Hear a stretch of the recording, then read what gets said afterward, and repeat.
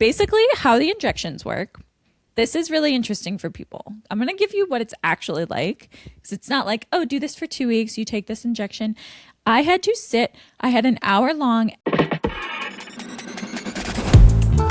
You're listening to The Pelvic Freak Show with your hosts, Amanda Neary and Hannah Meyer.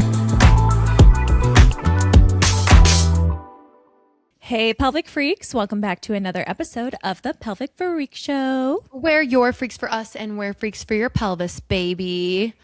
As you can see, Hannah and I are in our cozy homes today for a cozy couch-sode. I also just realized I've just been looking at myself like straight face, like angry, because I never usually watch myself when we record. You're like, I'm just going to stare at myself here. No, that's the life when we change Perfect. up our... Tell them why we're changing up our recording today. We're changing up our vibe because I had an outpatient procedure yesterday to freeze my eggs, and I'm on rest from that. And it was later in the day, so I literally just now feel normal. Like, I took a nap again when I got home today because the anesthesia was still like wearing off. And now I woke up and I was like, okay, I'm officially not weird anymore. We were going to film this yesterday. We were like, oh my God, we should totally film like a post-egg freezing episode. Like, that's such a good idea. And then we were like, oh wait, you're literally going to be like under anesthesia. And then like, I literally thought of that in the morning because I had a lot of other stuff and I was like, I don't think Amanda's actually going to want to record tonight. And I called it, and then you texted me at like noon and you were like, hey, actually, I feel insane. And I was like, that's so fair. That was really ambitious of me, especially because I've been under twilight anesthesia before for like my wisdom teeth, and I remember how loopy I was. But because I think if my retrieval was in the morning, I could have done it last night. But we didn't start my retrieval till closer to 5 p.m. because it was a little bit delayed. So by the time we were going to record at 7:30, I was like, I'm just waking up right now and I need to go straight back to bed. No, for real. Well, tell them a little bit about, we've been talking to the Pelvic Freaks about your journey a little bit in spurts. Mm-hmm. So why don't we also ignore, I'm just noticing like the 5 alcohol bottles behind me. From your housewarming party? That was from my housewarming party this weekend. And so we have a collection of wine and she's like, bourbon. I'm not drinking that all tonight. No, but also someone got us a little bourbon bottle that says Still Austin. Isn't that so cute? Oh, that is cute. That's like the best gift. That is really cute. Other than the gift you got me. Yeah, for sure. Which I have right there. You're like, that was my favorite gift. Actually.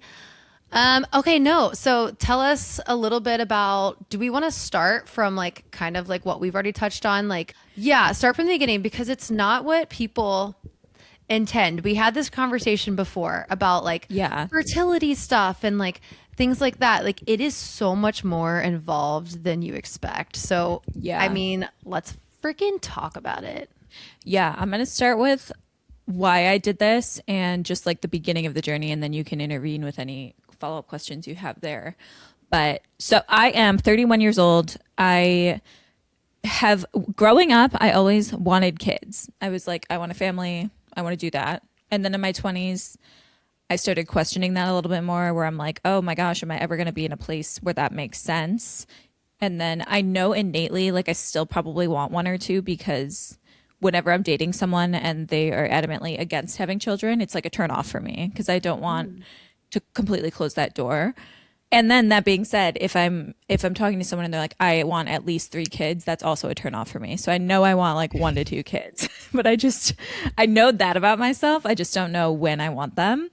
I'm 31. I own a business. Like, for example, I took 24 hours off of work for this retrieval, and I have 50 emails, and all of them need to be answered. Like, they're not corporate emails that you can just like not respond to. I'm just like, I have to make at least 6 phone calls just from the emails I got yesterday. Mm-hmm. Like, I have a lot of shit to do. 10 of those emails are probably from me. You better respond. I'm gonna respond to them, I swear. But like, I don't have time to like have a kid right now. Not to mention I'm single, I'm queer. I don't know who my partner is going to be or how we're going to want to have kids or be able to have kids. I could end up with a man. I could end up with a woman. I could end up wanting to just like have a kid, J-Lo style from whatever movie that is, and just get a sperm donor and do it myself. But I know that at 31, I'm not ready. And I also know I liked the idea of making this decision for myself to have that safety net of being able to do this later in life and have the option of using younger eggs to make that journey as smooth as possible. I'm very fortunate that I could afford it. I had saved money for this. And then I found out my insurance covers most of it anyway. So I got extra lucky. But I think going over the cost of egg freezing is important because I feel like we all hear, oh, just freeze your eggs. It's only 2 weeks and then you're set for life. And it's like, okay, what 30-year-old has $12,000 laying around to freeze their eggs? Because that's what it costs out of pocket if you're not going through insurance. It's not like a spur of the moment decision you can make. Like you kind of have to plan to freeze your eggs just like you would plan for starting a family. How much did you, well, you don't have to say how much money you saved, but like what were you prepared to spend? I was prepared to spend 11,000 because that was the quoted self-pay rate for my retrieval site, and that was on the higher end. So some sites can go up to 20,000. I actually like I was prepared to do more than that if I needed to, but that was like the number I was comfortable spending. But the tricky thing is you have to do your preliminary testing to find out what your cost estimate would be because it's all based on your AMH levels, your age, what your ovaries look like on your initial ultrasound. So even to do that initial testing, like the virtual consultation with OVA, who I went through, was free, but to do the initial labs and all that was like $350 that was billed through my insurance, but I had met my deductible, so that was like fully paid. And then you get your quote for like what you can expect to pay medication wise. And that was also a tricky thing because they were like, you're young, you probably won't need as much stimulation as someone who is 38 might need. But my meds ended up being on the higher end because I'm young, they had to give me counter meds so that I wouldn't ovulate early. So they actually billed my insurance $15,000 for my medications. It's like whiplash. You're like, Yeah, oh, I'm so good. Oh, I'm not. Oh, I'm good. No, no, I I'm know. not. I'm like, they were like, your AMH levels are great. You have a ton of follicles. Like, you're in a really good place to freeze.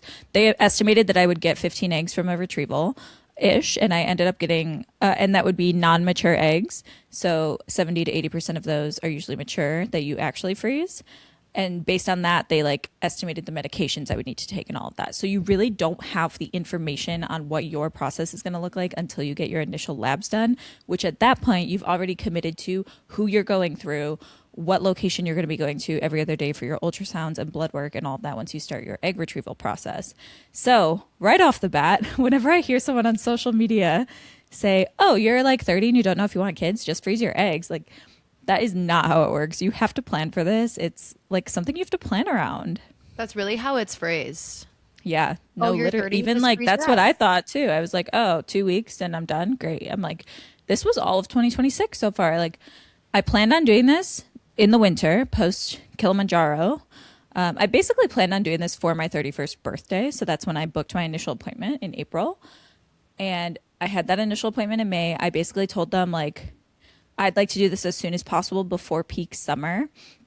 And they were like, okay, once you get your next period, we can start. And I was like getting my period right at my first appointment because they have to do your initial appointment on day 5 or 6 of your cycle. So that initial appointment was in May, but then I had to wait for my June cycle to start my egg freezing. And then they have to time it with when they're actually doing retrievals. So based on when my June cycle came, my retrieval dates were July 20th through 24th because of when the doctor was actually doing retrievals. So then, to get me on the right schedule to start my injections, which are 11 days before your retrieval dates, I had to take, sorry, my cat's scratching her post next to me. Of course she is. Bisou, you're being silly. Momo's just looking out the window like a These king. freaks. What a king. But I had to take hormonal birth control, which I also haven't taken in a very long time because I'm super sensitive to it. And I will say, of all the medications I took in this cycle, that was the one I noticed the most. Okay. Just the pill that I was on for not even 2 weeks. I took it for like 12 days, I think. to get my period at the right time because you have to start your injections on day 5 of your period as well. Okay. And some So people that's the have to be on initial. it longer. Like that's actually kind of nice that it went that quickly for you. Yeah, so if let's say the cycle I was on was end of July, which was another one they were recommending for me, which would have been the 30th. It would have been Lollapalooza weekend. I'm like, absolutely not. Like, I need to do it before then. Also, what does peak summer mean to you? Because July is super peak summer to me, and You're I like, do not feel oh, like wearing a bikini right now. yeah, for real. You're like, oh, peak summer. They're like, yes, girl. No Yeah, worries. we'll totally avoid that. How about mid-July? Yeah, Same. totally. But yeah, if I did that later cycle, I would have had to be on birth control for an extra week and a couple days because of the timing of that. So I would have had to be on it for almost like a full pack.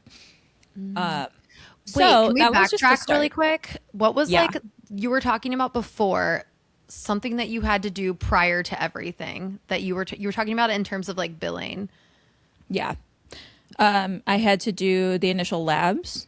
Okay, the initial labs. What like labs are they doing? Are they So they test your AMH levels. AMH is a hormone that indicates the fertility age that you're at, along with an ultrasound. All of the ultrasounds you do for egg freezing are intravaginal. So they're the little scope that they insert to look at the ovaries and follicles. So they're okay? looking at how many follicles you have and what your AMH level is, and then they do blood draws for progesterone and estrogen to see what those levels are at too, and they monitor all of that, and luteinizing hormone. They monitor all of that throughout your entire retrieval process. So beyond those initial labs, to actually be cleared for retrieval, I had a couple additional steps. They needed extensive blood work to rule out like any conditions, infections, whatever. And they were like, yeah, if you happen to get all of this done in the last 6 months, we can use that. And I'm like, these were tests that I'm like, you don't do at your annual appointments. And I forget what they even measured. So I had to do that through Quest, which they did on site, but they billed it through Quest. So that was additional like 180.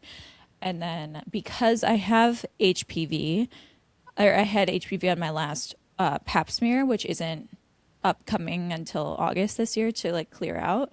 They had to get like a written approval from my gynecologist too. And my gyne was like, I don't do approvals for egg retrievals. Like, all I can say is that you have HPV, but you can still do the retrieval if you want. And they were like, yeah, that's good enough. And I'm like, okay, so that was kind of a weird thing. Like, That sounds like more of like a liability thing, I guess, or yeah, like I guess so. So all of that was pre-injections, and I had to go in again post period. So you have to go in 2 more times before you start injections, during my period in June to start the medication, and then during my period after birth control to make sure I'm at baseline levels to start injections. So at that appointment, I had all my blood work done. I had all my clearance done for my gyne. Then they test your baseline levels to make sure you're on track to fit the cycle that you joined. So even if you did all of that, like there's a small chance that you're not on those levels, but it seemed pretty regulated because I had taken the hormonal birth control. So I was good to go. But that was a lot of steps just to get started. So like it's not a 2 week process. That I had my first appointment in May, and this was July 8th that I went in for that baseline appointment. So like that was a 2 month period where I was already doing labs and blood work and getting approvals and waiting for my period and trying to freak out about my period's dates and all that. So you're still like involved during those 2 months basically. Then for injections, I had Menopur, Follistim, Ganirelix, and then my two trigger shots were, which I didn't take both, but I had Luprol, I think, and Pregnil, which was the HCG trigger. The other one that I said, I think it's called Luprolide maybe. It's an antagonist trigger, so it's actually to reduce estrogen levels with Pregnil. And I'll go over which one I took and whatever. And then they gave me a Z pack. And all of this was these were all the medications I got. I got a huge box, a huge packing slip, which the pharmacy portion, I will say, super smooth. They put in the pharmacy order after my first lab when they figured out what medications I would use. And I had my consult with the doctor.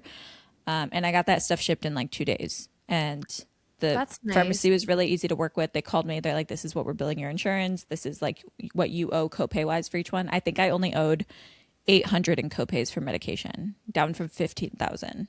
That's insane. I think Yeah. that also I could see that like depending on your insurance too, it being like such an issue and like delaying getting your Yeah. medications on time. And then when it's like such a cyclical thing, like you need to have this trigger shot by this time and this medication. And then Yeah. that could like totally mess up this entire thing.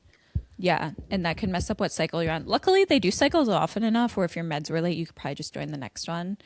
But I did hear a couple people that were in my cycle, like talking to the front desk, and the front desk was like, "Yeah, sorry about dealing with the pharmacy. I know they can be like a struggle sometimes." So I know that, different insurance companies are going to have their own issues with that.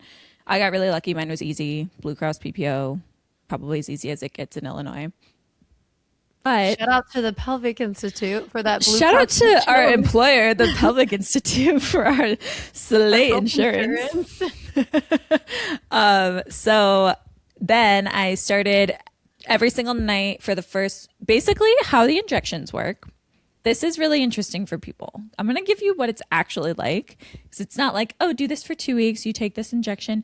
I had an hour long educational Zoom call with my nurse who was with me start to finish. I love her, Eileen. She was great. If you ever go to OVA, she's great to work with. We love a nurse.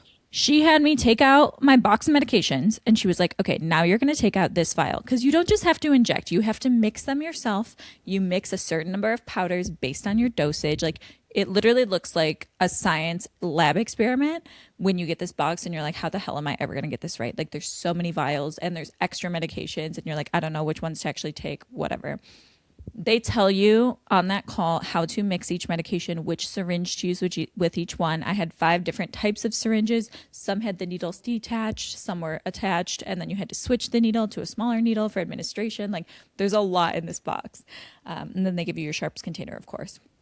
Of So course. on this call with Eileen, she's teaching me how to do each one and having me like mark on the actual medication packets, like with a Sharpie, like this is day 1 through 4. This many milligrams is my dose, which in the portal, they send you your cycle instructions every day. So I also had that access in the portal, but it was nice to have it right in front of me. So the first day of injections was intimidating because it was my first day actually mixing the Menopur, which for Follistim, it was the only refrigerated medication. So it came with like a pen. You had to just like crank the pen to the right number, add a new needle each time with a Q cap and inject. So that one was easy. Menopur, I had to mix 1 liquid with 2 powders for the first 5 days.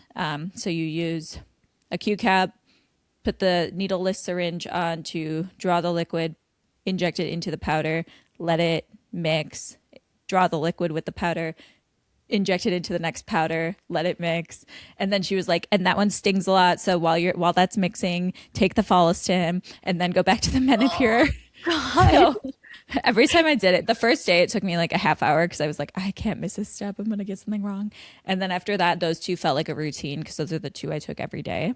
So it was 150 milligrams for each of those was my dose. And the Menopur did sting, but like not that bad. But you start to like you start warned you. yeah. 2 inches outside your belly button in any direction is where they want you to inject it. So I just had to find like a new spot that wasn't bruised from the day before to inject every night. And then after 5 days, you go in for your first ultrasound during the injections. So they let you do that over the weekend. My appointment was Tuesday. Every time you go in, they're taking your blood and they're doing an ultrasound. So they're counting your follicles, measuring them. And then measuring those hormone levels that I mentioned before. So after that day, they had me come in every other day for ultrasounds leading up to my retrieval. So that was last Tuesday. I went in. I had to go in Thursday. I had to go in Saturday at 7 a.m. And then I had to go in Monday. And each time it was really, this part was cool. I got to see like the follicles growing and measuring them, and I was like, oh, that one's like really big. And she's like, yeah, that's your leading follicle. You'll probably lose that one because it's too big. So at my 5-day appointment, they put me on ganirelix, which is the antagonist medication to make sure you don't ovulate early. So they want you to ovulate like at your retrieval or like right after or whatever. So that was it was a pre-packaged injection, which was nice. So I just took it out of the pack, injected it every night. But that one had to be taken within the same 30 minutes every day to work. So then my med window was between 6 and 10, but it became between 6 and 6:30 because I took it at like 6:30 or between 6 and 7. So then I had to take all my meds during that hour every night.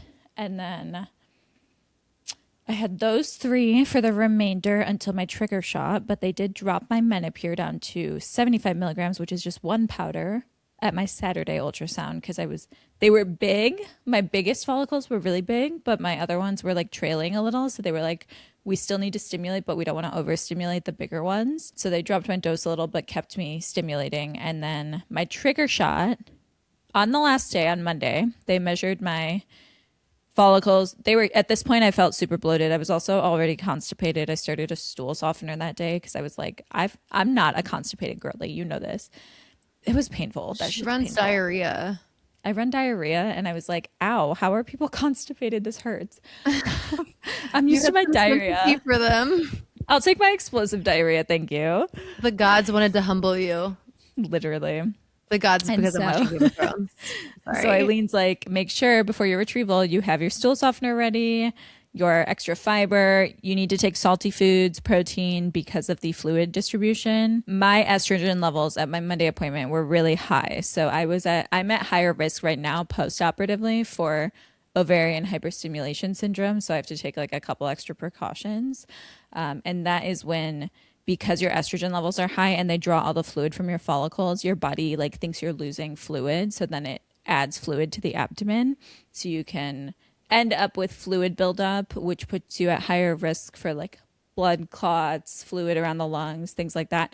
If you get OHSS, which typically is like monitored at home and you have an electrolyte protocol and stuff like that, but they just put me on that in advance to prevent it. So that was my only like thing at my appointment, but my estrogen was high, but they still triggered me with HCG, which sometimes they will trigger you with the antagonist too if your estrogen's high. But for me, they were like, because we were freezing all, which is different from someone going straight into an IVF cycle, it reduces my OHSS risk a little bit because we're not adding pregnancy HCG to that as well. So they just triggered me with the full 10,000 units of HCG, which was a butt shot, which I had to take at exactly 4:30 a.m. because it is exactly 36 hours before your retrieval. And my retrieval was 4:30 p.m. So those were all my injections. So that was Monday night, Tuesday morning. And then I had to start my Z-Pack the next night, which I'm taking now for the next 4 days. But otherwise, I'm done with my meds. And then I went in for my retrieval. What questions do you have? That was a lot. Let me interject. How did you remember all of that? I literally had it written on the packets. And then, so every time I went in for an appointment, they would send me my medication protocol for the next 2 nights at a time. That's insane. Which was really nice. Instead of like a whole calendar, I got to just focus on 2 days at a time. But I would leave my Menopur out on the counter because it was a non-refrigerated medication, like the vials that I would need for the next night.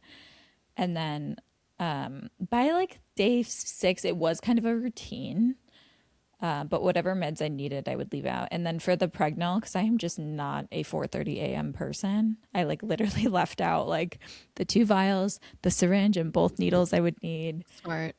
And everything just like ready for me. And I set my alarm for like 4:20, 4:22, 4:25 because she was like, you have to inject it right at 4:30. And I was like, all right, well, I need 5 minutes to mix this medication. So yeah, made sure I was up by 4:25. And then then I went in for the retrieval yesterday, which was not in Chicago. That was in Northbrook. That's where they actually freeze your eggs. So they do that on site there. So they have 2 offices. Did you have other medication questions before I move on? No, I think that you covered it, but that is actually so impressive that you like literally have down to the milligrams. I feel like when I go in for when I go to like a doctor's visit, I'm like so out of it. I'm just like, give me whatever I need and I'll figure it out. You know what I mean? Yeah. Yeah, it makes you really aware of medications. No, for real. When you're injecting yourself, I'm sure it's different. Yeah. And I thought they were all going to be the cute little pens where you don't really see the needle. No, you have to needle each one of those freaks in. You have to pull the skin and put the needle in each time. So if you're scared of needles, this is not something that would be for you. Yeah, people always ask me like, do you ever dry needle yourself? I'm like, hell no. No, I Hell was no. so you knew I was so scared of the butt shot because I'm like, I don't like dry needling myself at all. I don't want to feel like the muscle shot is what scares me more than the belly one. Like the adipose shots, whatever. I was so scared of the glute shot. I was like, I don't want to feel like I'm being dry needled while I'm injecting medicine. The glute's the worst. You're the most. Were you sore? That one I actually felt the least, surprisingly. It's because you got that dump truck. I know, I think because the gauge, it was only a 25 millimeter needle. And I'm like, I'm used to needling my glutes with at least a 75. I Yeah. don't even think I've I needled hit her glutes muscle, and I need a 75. at least. And I was like, I'm not really hitting muscle here. So it doesn't feel like I'm being dry needled. So it's fine. Yeah, maybe a 100 if we're going piriformis. Oh, if I'm getting in there, a Hondo. If we're getting in there. Oh my God. Wait, we have to take this cute cat break really quick just so you can see. Oh my God, stop. I'll take a cute cat break too. That's Momo's just laying on the windowsill. Do you see Zuzu? I do. That's a maze. I saw She's them laying on cuddling it. together. On her new blanket. Oh my God, they're getting so close to touching now. They are. That's how Momo and Felix are. They're like slowly inching closer, inching closer and closer Inching. together. I will say once Stevie realizes where she is, she'll get up and move. But Bizu wants to cuddle. She's so cute. It's kind of like when we sit next to each other and I put my feet on you, and then you're like, Oh my "No." God. And I'm like, don't put your feet on me. That's crazy. Well, tell me like the actual, because that was all the lead Oh up. yeah. Tell So me the actual retrieval. like retrieval, like freezing the eggs situation. Yes. Okay. So for your retrieval, you show up, you can show up alone, but you have to have someone pick you up because you are under twilight anesthesia. So you're out of it. So I prepped for my mom to pick me up because she lives in Glenview, which is close to Northbrook. And I was just stayed at her house last night because you're not supposed to drive after anesthesia. So I had to arrive at 3:15 p.m. They immediately I recognized what was really nice is that my nurses that saw me at the Chicago location were there at my retrieval. So like friendly faces, I already knew who was there, which was nice. So Eileen was like, "Oh, let's get you in a room." They have you put on the robe, put the hairnet on, like you would be going into an OR. And then anesthesia comes in and puts your whatever it's called, your liquids in. So you're already getting your IV drip. And then I was basically just like waiting in the patient room. And then they walked me back to the operating room, which is like an OR light, I would say. So there's the guy doing his lab work. So basically, once they draw the eggs out, there's someone immediately there with their microscope looking at the eggs and freezing them. So I didn't see that part, but I did meet him and he was like, confirm your date of birth and your name so that we have the right information on the eggs we're freezing. And they're working simultaneously with the surgeon. So then the surgeon introduced herself. They basically, before they administered anesthesia, they had to get me set up on the table because you have to put, it's not feet stirrups, it's knee stirrups because they need your legs like stable. So you put your legs up in stirrups. They strap your legs on so that they don't move. And then they drape around you. So they put like hospital drapes over your legs, over your abdomen.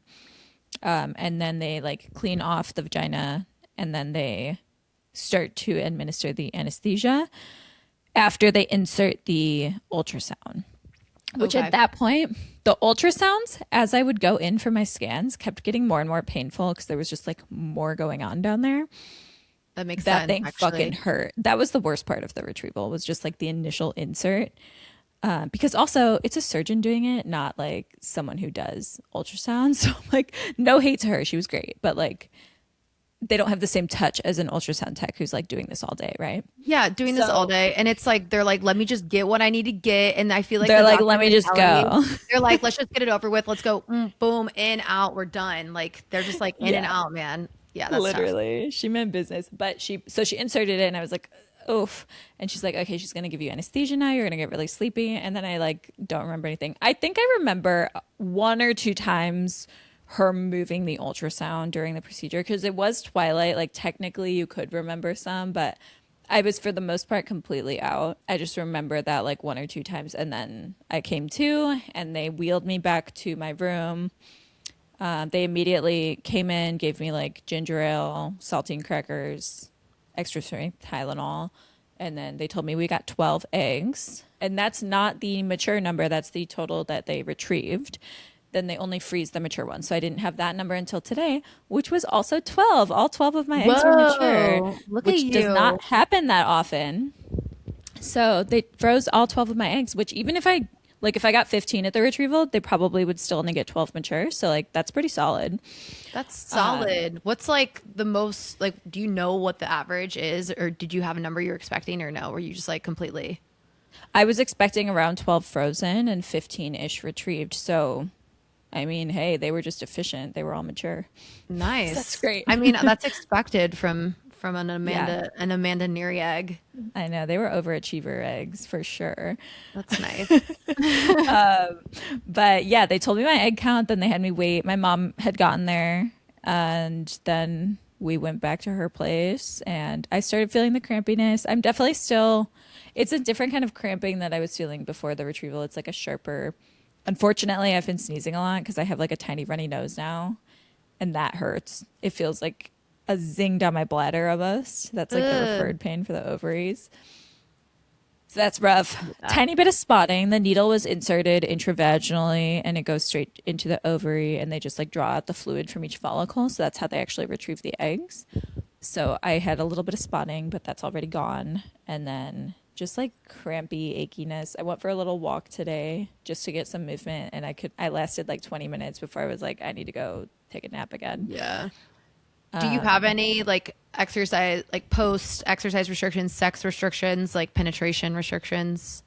Yeah, so the exercise restriction is the worst for me because of my risk of OHSS. I also have a lot of follicles, so my ovaries got really big. So they're like the size of tennis balls right now, and you can't do any like compound movements, core work until your next period is like the restriction window because that's when your ovaries actually go down in size, which should be if they stimulated ovulation and my trigger should be in like a week and a half. So next week I'll still have an exercise precaution, but then hopefully I'll get my period after that and be fine.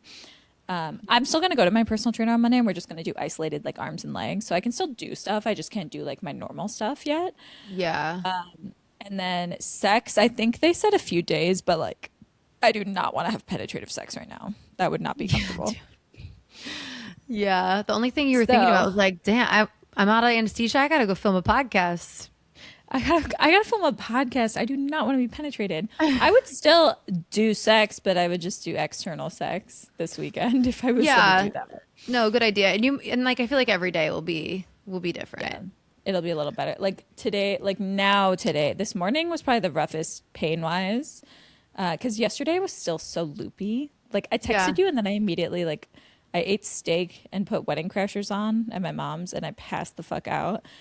And then I woke up and I put a different show on. I watched like 10 minutes of that and then I passed out, moved to the bed at like 10. Woke Owen up at Wilson 3 is your a.m. comfort. Yeah. Owen It's really Wilson Vince and Vaughn, but yeah. and Vince Vaughn, they're your comfort. They're your Don't comfort forget food. Christopher Walken. Oh my God, wait. I was literally just watching a Vince Vaughn and Owen Wilson movie the other day too. So funny. They do are love comforting. that. It was either that or Forgetting Sarah Marshall, but I didn't even think twice about it. I was like, I want to watch Wedding Crashers right now. Yeah, that's good. You or like American Pie or something stupid. Yeah, something stupid. And my mom liked it too, so that was fun. But yeah, and then I passed out. I woke up at like 3 a.m. for an hour, and then I slept till 8-ish. Then I drove home, and then I took a nap again when I got here, went for a walk. And I basically became a human again at like 3 p.m. So a little less Yay. than 24 hours later, I'm feeling pretty good. Well, welcome back. Thanks. I'm on extra strength Tylenol. Now I can start alternating it with ibuprofen. They said to wait 24 hours for that. But yeah, that's pretty much it. I don't need intense pain meds. I'm so happy they do anesthesia for this. I don't know how they wouldn't, but I'm like, this just makes me think like that was so not hard. They could easily do that for IUDs, Yeah, you know? And it Yeah, would make dude. everyone's life a little easier. that's such a good point. And it could be voluntary, like not like maybe someone's like, I don't fucking need that, but like why don't I have the option to do that for my IUD? That's I crazy. know. I feel like depending on the doctor, more and more times it's getting offered Yeah. from what I hear. That's true. But like that is true. Like why hasn't this just been a thing in general? Like that does sound a lot Yeah. better to me. Or even a local, like maybe you don't have to do Twilight, but even a local anesthetic where you don't have like the whole post-op and like operative team there Why is Yeah. that so hard? Just inject some anesthetic into the cervix. Yeah, dude, you're inserting a little tiny device Yeah, into your it's crazy. cervix. It's That's insane. crazy. Did you have any like sex restrictions during the process leading up to freezing? Like, did they say like withstand from like penetrate? Like, did they say anything about that? No, Like their with only risk of getting precaution. pregnant or something? I don't know. So the main precaution is to not get pregnant Okay.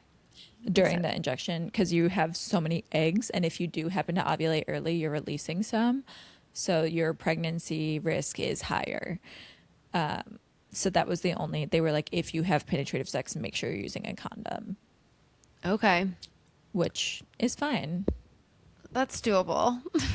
I could do that, I guess, if I have to. I guess if we have to. I guess if I have to, I can wear a condom. I mean, make my partner wear a condom. Um, but yeah, I think like 12 little eggies frozen. So I'm going to do one more cycle because egg count is actually interesting.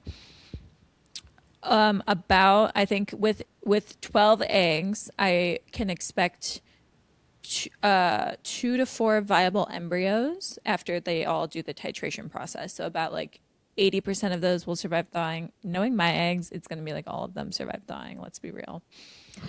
And then That's the confidence I it's need. like 70 to 80% of those actually become embryos. And then whatever percentage of those actually become the clasts that are viable embryos for transfer. And there is no guarantee that your transfer is successful just because your egg makes it to that stage. So that's why it's good to have more. But I can probably expect to have 3 or 4 embryos from the eggs that I froze today or yesterday, if I want them. So what they recommended, because I told them at my initial appointment, I was like, 2 kids max, likely just one. And they were like, if 2 is on your radar, we recommend freezing about 20 to 25 eggs for someone who's 31 years old, because the age that your eggs are when frozen is more important than like the age you are when you're trying to get pregnant. Oh, okay. So a 31-year-old's egg has a much higher success rate surviving all those stages than like if I froze at 36. So because of that, they were like, if you were 38 and you wanted 2 kids, we'd recommend doing like 3 or 4 cycles. But because you're 31, 2 cycles should be fine. So I think that's what I'm going to do. I'm going to do one more in the fall. I'm going to take a break because now it is peak summer and I fuck if I'm going to start that again like in a week.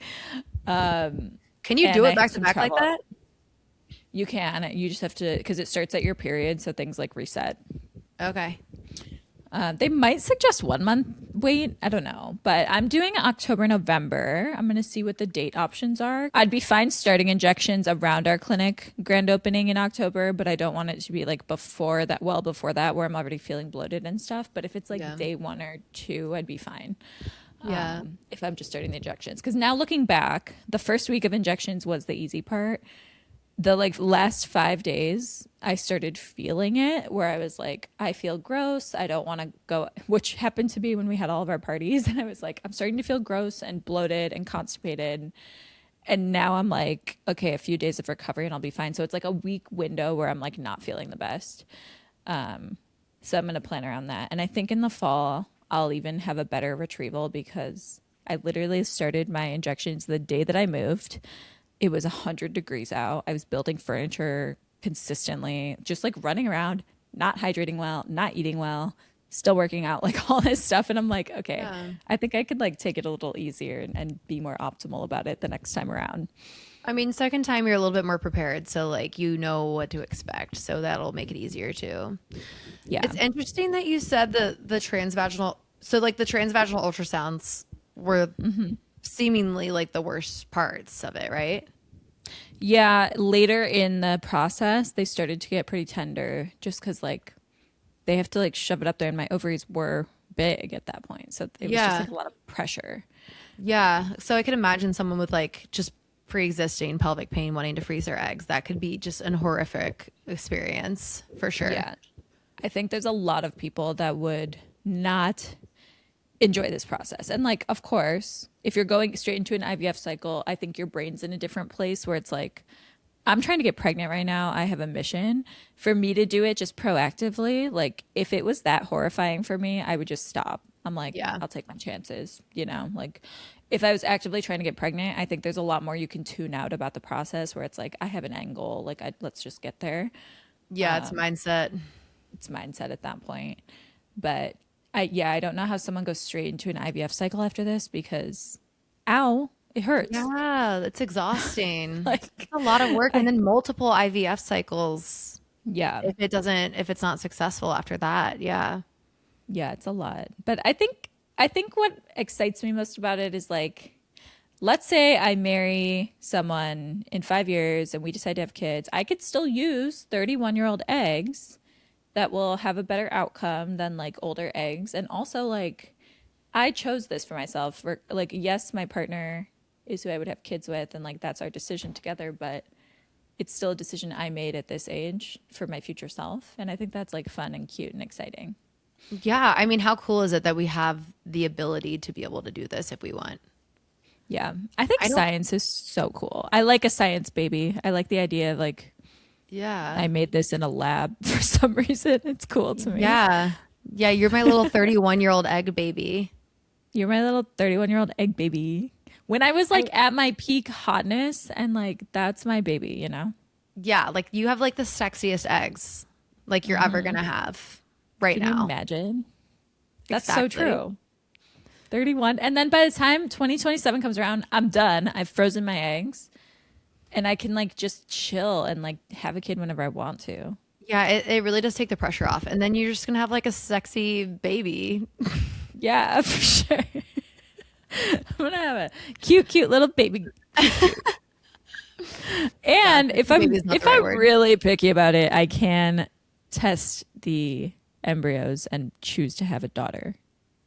Hell yeah. Bring on more pelvic freaks that are women. If I am feeling really picky about it, I did think about it. I'm like, if I did that, it'd probably be because I was single and I'm just having one kid. But I mean, a single mom with like a really like twinky little son would also be fun. Yeah, like I'm a fan of that.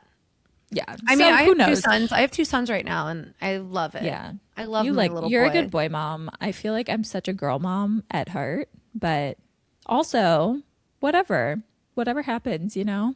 Yeah, who cares? Who actually cares? They're going to be the same either way.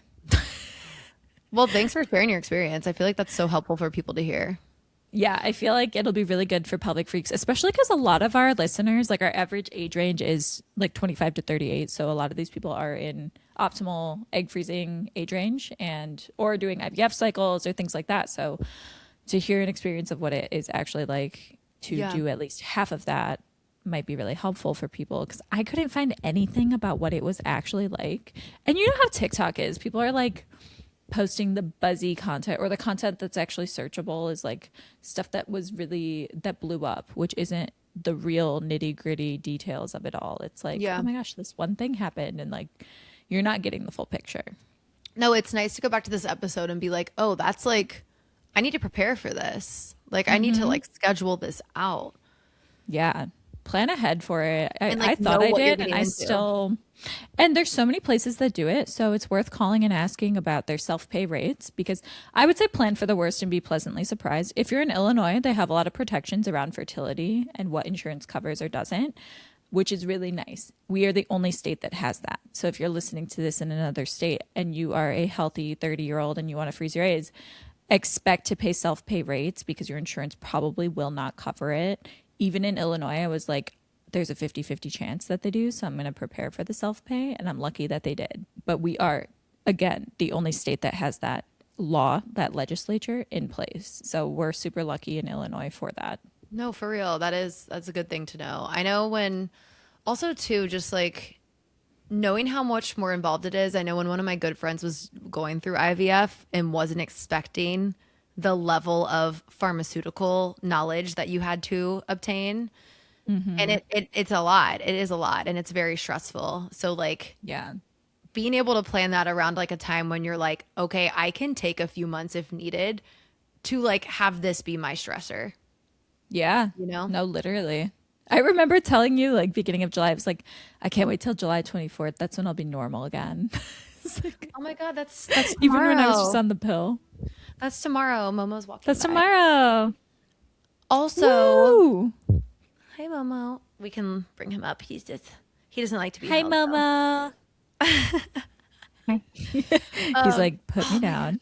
What was I gonna say to that? I was gonna say something else. Oh, also for like a transvaginal ultrasound, like if you're going through fertility stuff like this IVF or like freezing your eggs, pelvic floor PT could even help you prep for that to make this experience more comfortable. And just to have sure. someone support you along the way, like kind of knowing what you're going through so that you're not feeling so alone. I could totally see that just like being useful. And Yeah, and I I have do people that think, do that. yeah, like we have a ton of patients that are going through IVF and things like that. And that was also, it was not a reason for freezing my eggs, but it was like a positive, it was a silver lining for going through the process where it was like, I will understand what our patients go through on an intimate level when they're doing these injections and doing all of these ultrasounds and tests. So it's nice to just like have a little bit of that experience because I know a lot of pelvic floor PTs have kids of their own and I don't. And I'm like, okay, we can relate in some way. Not that you need to, but it was cool at least to experience that. And yeah, I think the support we can offer during IVF cycles is huge. Even with this, like towards the end, I was like, should I do a couple pelvic floor sessions just to like help with this tenderness?